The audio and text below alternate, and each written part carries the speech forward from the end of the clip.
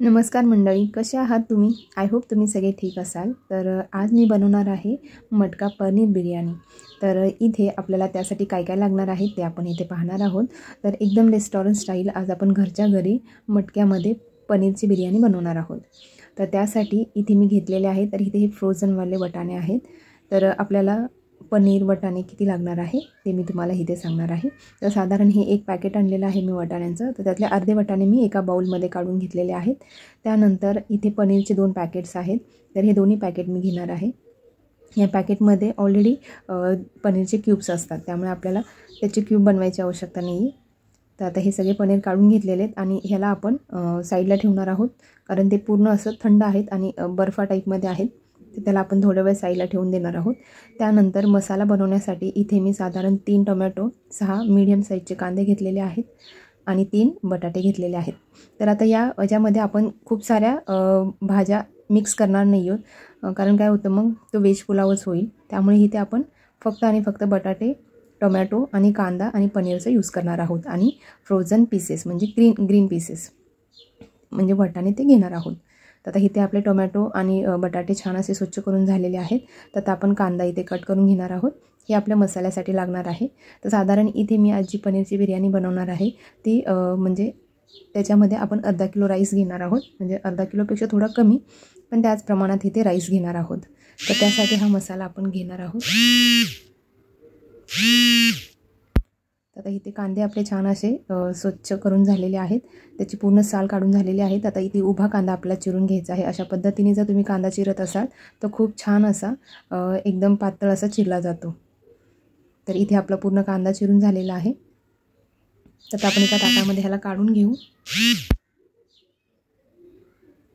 त्यानंतर टोमॅटो इथे चिरून घेणार आहोत। बघू शकता खूप छान असं कांदा एकदम पातळ असं बारीक कापलेला आहे। ते टोमॅटो मी 3च घेतलेले आहेत आणि आपण इथे दह्याचा यूज करणार आहोत। इथे टोमॅटो पण उभ्याच मी चिरून घेतलेले आहेत। तर इथे आपले टोमॅटोही चिरून झालेले आहेत, बघू शकता। त्यानंतर आपण जे बटाटे घेणार आहोत, इथे मी साधारण 3 बटाटे घेतलेले आहेत।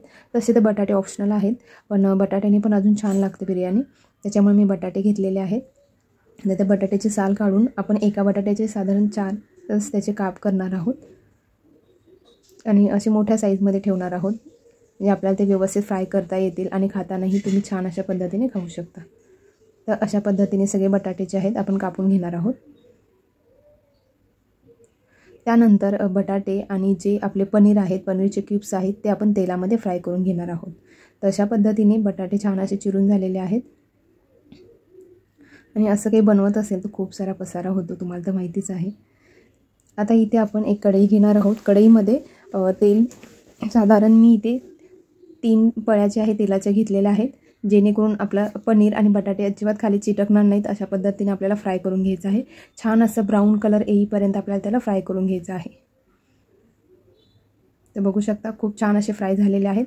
तर याला आपण एका प्लेटमध्ये काढून घेऊया आणि त्याच कढईमध्ये आपण पनीर फ्राय करून घेऊया। तर बटाटे छान असे ब्राऊन कलर आलेला आहे। तर बऱ्यापैकी आपले जो मसाला आहे तो आपण चांगल्या पद्धतीने बनवून घेणार आहोत, जेणेकरून जेव्हा आपण बिर्याणीला दम देणार आहोत तेव्हा आपल्याला त्याला जास्त वेळ मसाले ठेवायची आवश्यकता पडणार नाही। तर इथे पनीर जे आहे ते फ्राय करून घेऊया। थोडंसं पनीर कसं फ्रोझन टाईपचे होते, म्हणजे की त्याच्यात थोडंसं पाण्याचं प्रमाण जास्त असल्यामुळे ते थोडेसे खाली चिटकलेले आहेत तेलात, पण काही हरकत नाही आहे। तरी पण छान असा ब्राऊन कलर आलेला आहे पनीरला। आता हे पूर्ण पनीर आणि आपले बटाटे फ्राय करून झालेले आहेत आणि जे वाटाणे आहेत आपले तर ते आपल्याला फ्राय करायची आवश्यकता नाही आहे।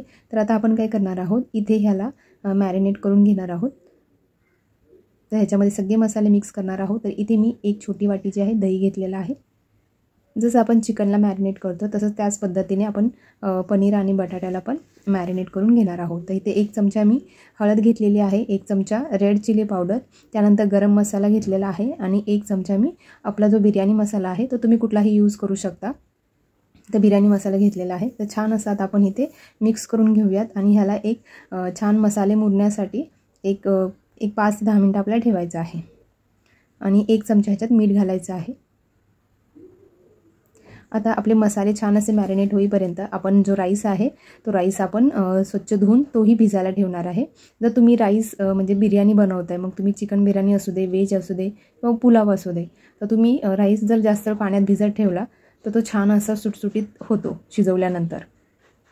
तर बघू शकता इथे मी हा राईस घेतलेला आहे, बासमती राईस आहे हा. बिर्याणीचा जो राईस मिळतो मार्केटमध्ये तोच घेतलेला आहे. तर आता आपण ह्याला छान असं धुवून घेऊयात आणि ह्याला पाणी ओतून ठेवून देऊयात. तर आता आपण ह्याला आपले बाकीचे मसाले बनवून घेईपर्यंत आपला राईस पण छान भिजेल. तर आजची आपली जी बिर्याणी आहे आपण ती मटक्यात बनवणार आहोत.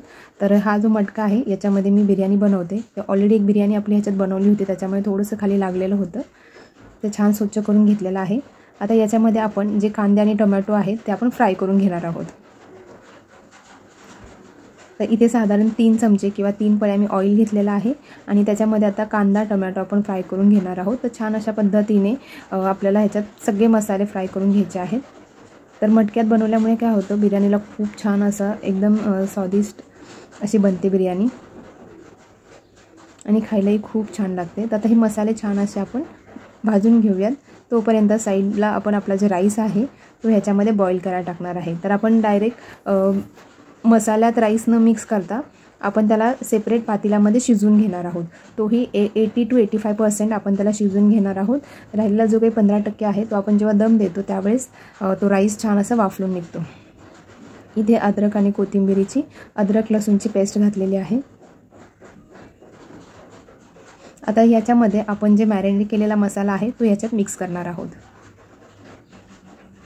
तर इथे गॅस आपल्याला स्लो ठेवायचा आहे आणि मग आपल्याला हे मसाले मिक्स करायचे आहेत, कारण आपण याच्यात दही मिक्स केलेलं आहे. जर तुम्ही खूप हाय फ्लेमवरती ठेवून हाय फ्लेम गॅस ठेवून जर मसाले टाकत असाल तेलात तर दही फुटायचे चान्सेस असतो, कारण आपण ह्याच्यात दही मिक्स केलेलं आहे तर दही आपलं फाटेल. त्याच्यामुळे गॅस स्लो ठेवून तुम्ही हे मसाले छान असे तेलात परतून घ्यायचे आहेत. त्यानंतर ह्याच्यामध्ये आपण थोडंसं पाणी मिक्स करणार आहोत, जेणेकरून जे पनीर आहे किंवा आपला सगळा मसाला आहे तो खाली लागणार नाही अशा पद्धतीने. तर आता हे थोडा वेळ तसे तर आपलं बटाटे जे आहे ते छान असे फ्राय झालेले आहेत आणि पनीर पण आपण फ्राय करून घेतलेलं आहे. तरी पण थोडंसं पाणी घालून सगळे मसाले छान असे शिजवून घ्यायचे आहेत. बघू शकता खूप छान असे मसाला आपला जो पनीर मसाला आहे तो छान असा रेडी झालेला आहे. आता वरून थोडंसं आपण ह्याच्यावरती कोथिंबीर टाकणार आहोत. तर जसं आपल्याला बाहेर रेस्टॉरंटमध्ये जशी मटका बिर्याणी मिळते तर तुम्ही सेम तशाच पद्धतीने घरी बनवू शकता. तर बघू शकता आपला जो राईस आहे खूप छान असा बॉईल झालेला आहे. तर ह्याला एका प्लेटमध्ये काढून घेऊयात. पूर्ण ह्याच्यातलं पाणी निथळून घ्यायचं आहे आणि एका प्लेटमध्ये काढून घेतल्यानंतर त्याला एका झाकणाने तुम्ही झाकून ठेवा, जेणेकरून त्याची जी वाफ आहे त्या वाफेनं तो बॉईल अजून छान प्रकारे असं म्हणजे तो शिजेल, म्हणजे एकदम सुटसुटीत होईल आणि कच्चा राहणार नाही. तर ते वाफेने अजून तो छान असा शिजला जातो. तर बघू शकता इथे आपला मसाला पण रेडी झालेला आहे. त्यातलं पाणी बऱ्यापैकी कमी झालेलं आहे. तर आता आपण याच्यावरती काय करणार आहोत, जो पूर्ण राईस आहे तर आपण फक्त एकच लेअर करणार आहोत. तर खाली राईस न टाकता खाली आपण मसालाच ठेवणार आहोत आणि वरून आपण राईसचा लेअर देणार आहोत. बघू शकता ह्यात थोड्याशा प्रमाणात पाणी ठेवलेलं आहे मी, जेणेकरून जो आपला राईस कच्चा राहिलेला आहे तो छान असा अजून शिजला जाईल. तर अशा पद्धतीने आपण ह्याला लेअर लावून घेऊ शकतो. तर आता पूर्ण लेअर लावून झालेलं आहे. तर वरून मी थोडीशी कोथिंबीर आणि थोडंसं तूप ॲड करणार आहे.